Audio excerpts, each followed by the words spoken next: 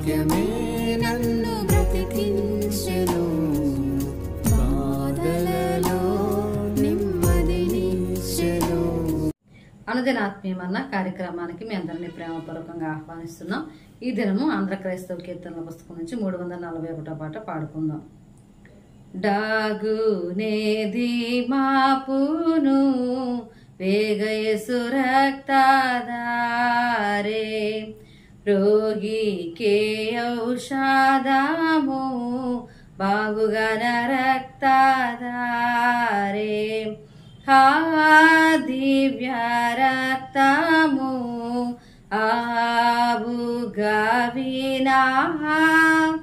ఏదియులేదుగా, యేసు యొక్క రక్తధారే, పాప పరిహారము ప్రాపు యేసు రక్తధారే, సాపాపు సంహారము స్వామి యేసు రక్తధారే, హా దివ్య రక్తము ఆబుగవినా ఏదియులేదుగా, యేసు యొక్క రక్తధారే. ఇదే నా స్తుతిద్దాము యేసు యొక్క రక్తధారే, నాదు క్షమాపణము సాధు యేసు రక్తధారే, హా దివ్య రక్తము ఆబుగవినా ఏదియులేదుగా, యేసు యొక్క రక్తధారే. నాకు సమాధానము నాదుడేసు రక్తధారే, సాకు నేను గానాను జయ యేసు రక్తధారే, హా దివ్య రక్తము ఆబుగవినా ఏదియులేదుగా, యేసు యొక్క రక్తధారే. క్రీస్తునందు ప్రియమైన దేవుని బిడ్డలారా, అనుదిన ఆత్మీయమన్న కార్యక్రమానికి మిమ్మల్ని అందరినీ ప్రేమపూర్వకంగా ఆహ్వానిస్తూ ఉన్నాను. ఈ సమయంలో పరిశుద్ధ గ్రంథంలో మత్తయి సువార్తలో ప్రత్యేకంగా ప్రాముఖ్యమైన వ్యక్తులను గురించి మనము ధ్యానం చేసుకుంటూ వారి ద్వారా మనం ఏం నేర్చుకోవాలని దేవుడు ఆశపడుతూ ఉన్నాడో ఆ సంగతులను గురించి మనము ధ్యానం చేస్తూ వస్తున్నాం. నిన్నటి వరకు జెబెదయి కుమారుడైన యోహానును మనం జ్ఞాపకం చేసుకున్నాం. ఈ రోజు మత్తయి సువార్త 4వ అధ్యాయం 21వ వచనంలోనే మనం చూస్తే, ఆయన అక్కడ నుండి వెళ్లి జెబెదయి కుమారుడైన యాకోబు అతని సహోదరుడైన యోహాను అను ఇద్దరు సహోదరులు తమ తండ్రి అయిన జెబెదయి వద్ద దోణిలో తమ వలలు బాగు చేసుకుని చుండగా చూచి వారిని పిలిచెను అనే మాటను మనం చూస్తూ ఉన్నాం. కాబట్టి ఈరోజు మనం ధ్యానం చేసుకోబోయే వ్యక్తి జెబెదయి కుమారుడైన యాకోబు. ప్రియమైన దేవుని బిడ్డలారా, ఈ సువార్తల్లో మనం చూస్తే అనేక సార్లు ఈ జెబెదయి కుమారులైన ఇద్దరు కూడా, యాకోబు యోహాను అనే ఇద్దరు కూడా ప్రతి సందర్భంలో కలిసే ఉన్నట్లుగా మనం చూస్తూ ఉన్నాం. నిన్నటిదాకా మనం జ్ఞాపకం చేసుకున్న యోహానులోని లక్షణాలు, క్రీస్తుతో ఆయన ఉన్నప్పుడు జరిగిన ఆ యొక్క సందర్భాలలో చూస్తే ప్రతి దాంట్లో యోహానుతో ఈ యాకోబు కూడా ఉన్నట్లుగా మనం చూస్తూ ఉన్నాం. అయినప్పటికీ కూడా ఈయన ద్వారా మనం కొన్ని విషయాలు నేర్చుకునే పరిస్థితి. మొదటిగా మనం జ్ఞాపకం చేసుకుంటే యేసుక్రీస్తు యొక్క అంతరంగ శిష్యులైన ముగ్గురులో ఈయన కూడా ఒకడు అనే విషయాన్ని మనం జ్ఞాపకం చేసుకుంటూ ఉన్నాం. అంత మాత్రమే కాకుండా ఆ మాటను మత్తయి సువార్త 17వ అధ్యాయము మొదటి 2 వచనాలలో మనం చూస్తాం.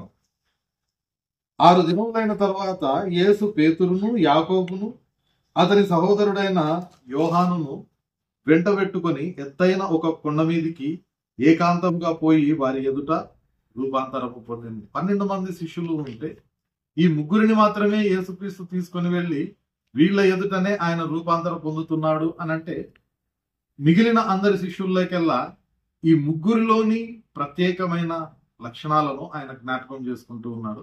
అవి యేసుక్రీస్తును సైతం ఇంప్రెస్ చేస్తూ ఉన్నాయి.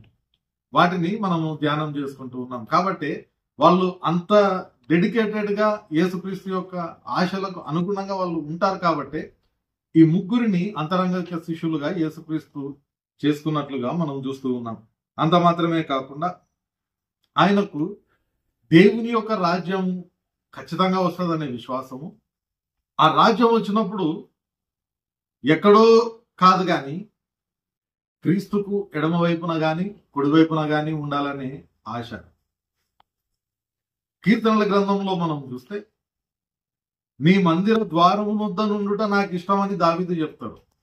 కానీ ఇక్కడ దావీదు వలె ఎక్కడో మందిర ద్వారము కాదు, రాజ్య ద్వారము కాదు, కానీ క్రీస్తుకు ఎడమ వైపున గాని కుడివైపున గాని ఉండాలని ఆయన ఆశగా మనం చూస్తాం. లూకాసు వార్తలో మనం చూస్తే 9వ అధ్యాయము 54వ వచనంలో ఆ మాటను మనం చూస్తాం.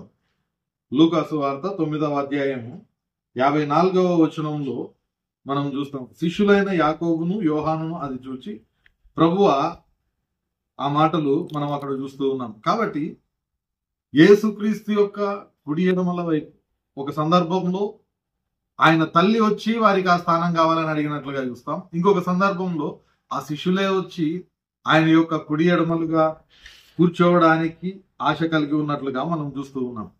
అది కేవలం ఆశ లోకరీతిగా ఉన్నంత వరకు మాటల్లోని దమ్మం మాత్రం కాదు, కానీ ఆయన ఎంతగా క్రీస్తు కొరకు డెడికేటెడ్ గా ఉంటూ ఉన్నాడు అని అంటే తన యొక్క ప్రాణం పోగొట్టుకోవాల్సి వచ్చినా గానీ ధైర్యంగా దానిని ఆయన ఎదుర్కొంటూ అనేక మందికి ఆయన ఆదర్శంగా నిలుస్తా ఉన్నాడు.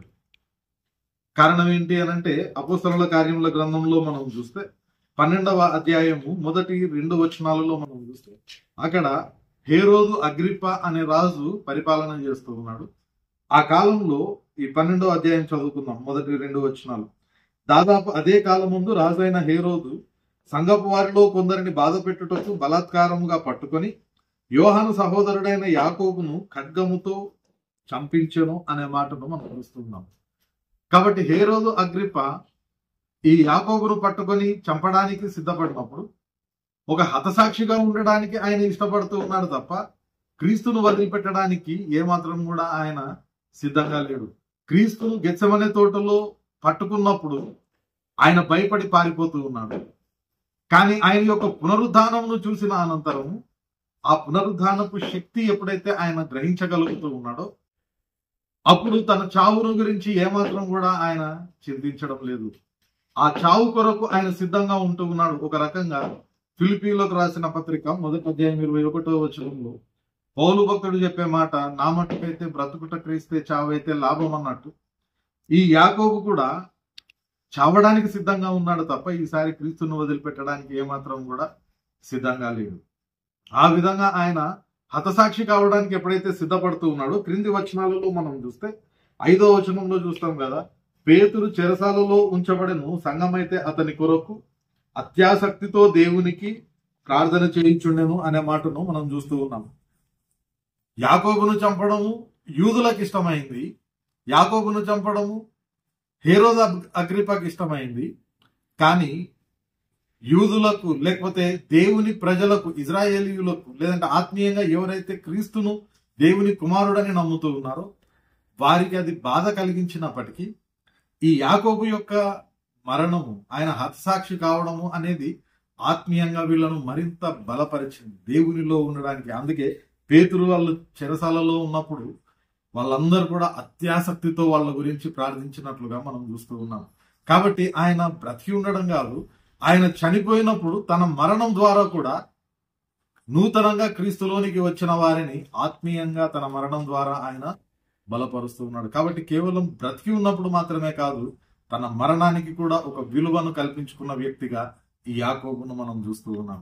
ప్రియమైన దేవుని బిడ్డలారా, ఈ దినాన విశ్వాసులము అని చెప్పుకుంటూ ఉన్న మనము మన జీవితం ద్వారా, మన మాటల ద్వారా, మన క్రియల ద్వారా ఎవరికైనా క్రీస్తును మనము చూపించగలుగుతూ ఉన్నామా? క్రీస్తులోనికి వారిని నడిపించగలుగుతూ ఉన్నామా? సరి అయిన విధంగా ఆలోచన చేస్తే మన యొక్క జీవితాన్ని బట్టి క్రీస్తు నామము మహిమపరచబడుతూ ఉందా ఆయన నామము అన్యజనుల మధ్య దూషింపబడుతూ ఉందా?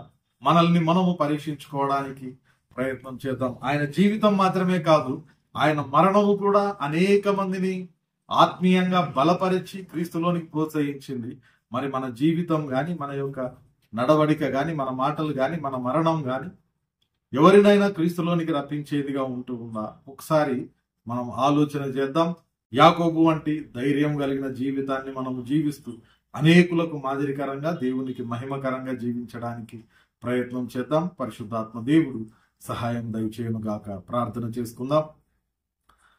పరిశుద్ధుడైన దేవా, ప్రేమ గల మా తండ్రి, ఈ నూతనమైన దినం ప్రభువా, యాకోబు ద్వారా మాతో మాట్లాడిన విధానమును బట్టి నీకు వందనాలు.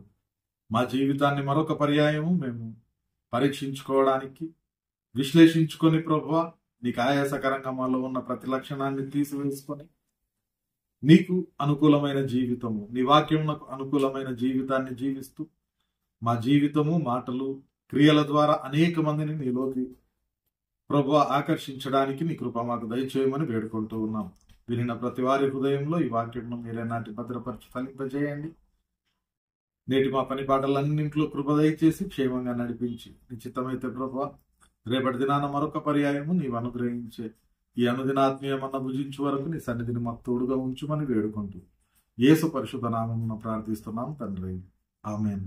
తండ్రి, కుమార, పరిశుద్ధాత్మ త్రియేక దేవుని సకల దీవెనలు సదాకాలం మనకందరికీ తోడయుండి నడిపించును గాక. ఆమేన్.